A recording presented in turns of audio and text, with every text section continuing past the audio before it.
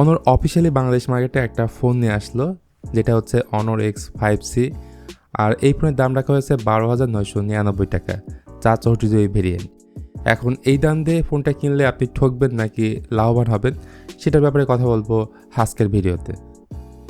বাংলাদেশে অনর দুইটা কালার ভেরিয়েন্ট নিয়ে আসছে, ওশান শাইন এবং মিডনাইট ব্ল্যাক। এটা পুরো বক্স শেপের design, camera set up totally আইফোনের মতো করছে। ইয়ারে এক ধরনের মার্বেল টাইপের টেক্সচার রয়েছে, তবে আপনি যদি ব্ল্যাক কালারটা নেন তাহলে এই টেক্সচার কিন্তু পাবেন না। মূলত এটা ইউনিবডি ডিজাইনের একটা স্মার্টফোন। রয়েছে ট্রিপল সিম স্লট, যেখানে দুটো সিম কার্ড প্লাস একটি SD কার্ড লাগাতে পারবেন। নয়েজ ক্যান্সেলেশন মাইক আছে, সাইড মাউন্ট ফিঙ্গারপ্রিন্ট স্ক্যানার আছে এবং আছে 3.5mm হেডফোন জ্যাক। যেটা নাই সেটা হচ্ছে I blaster sensor, dual speaker এবং IP রেটিং। ফোনটার ওজন হচ্ছে 187 গ্রাম এবং 7.9mm হচ্ছে এটার থিকনেস। ফোনের ডিসপ্লে সাইজ হচ্ছে 6.74 ইঞ্চ, 90 Hz রিফ্রেশ রেট আছে। কমতির জায়গা নিয়ে বললে এক হচ্ছে এটা ওয়াটার ড্রপ নচ ডিসপ্লে, তারপর এটা হচ্ছে HD+ ডিসপ্লে। এখানে পাঞ্চল দিয়ে আসলে ডিসপ্লেটা দেখতে কিন্তু আরও বেশি সুন্দর লাগতো, তাই স্বাভাবিকভাবে শার্পনেসের ঘাটতি আপনি ফিল করবেন যখন কাছ থেকে দেখবেন। ব্রাইটনেসে বললে আউটডোরের ব্রাইটনেস কিছুটা কম লাগবে, সম্ভবত এটার পিক ব্রাইটনেস হচ্ছে 450 নিটস। এই ফোনে ওয়াইড অন L3 সাপোর্ট আছে, so multimedia experience normally enjoy করতে পারবেন, মানে OTT প্ল্যাটফর্মগুলোতে আপনি HD ভিডিও দেখতে পারবেন না। আর একটা ব্যাপার, ডিসপ্লে পোরেশনে আদৌ কোনো কিছু ইউজ করা হয়েছে কিনা এই ব্যাপারটা আমি শিওর হতে পারিনি। সম্ভবত ডিসপ্লে পোরেশনটা এখানে নাই, থাকে তো অবশ্যই তারা মেনশন করে দিত।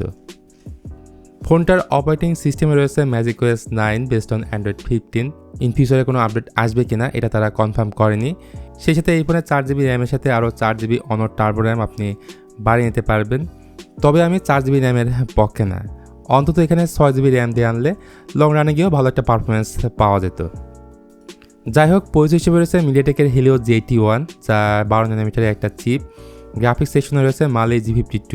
তো Helio G81 একেবারেই এন্ট্রি লেভেলের বা বেসিক পারফরমেন্স ডেলিভারি করতে পারে।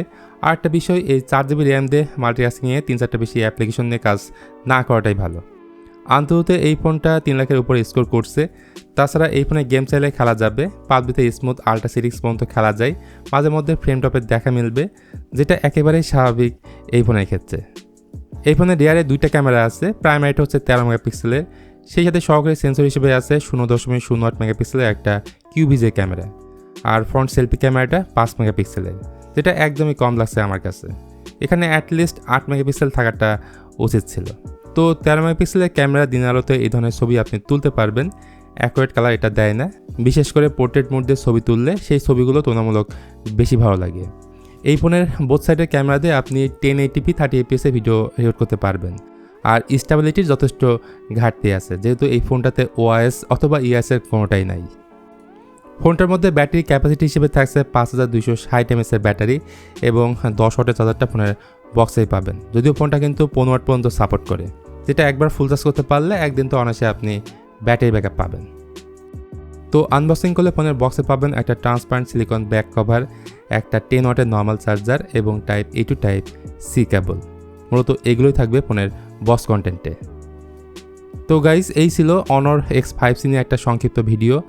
আই থিঙ্ক এই ভিডিওটি আপনার কাছে একটু হলেও ভালো লাগছে। ভালো লাগলে please hit the like button, share করতে পারেন আপনার বন্ধুদের সাথে। আজকের মতো আমি মিথুন এখানে বিদায় নিচ্ছি। সবাই ভালো থাকবেন, দেখা হবে অন্য কোনো টপিকস নিয়ে খুব তাড়াতাড়ি।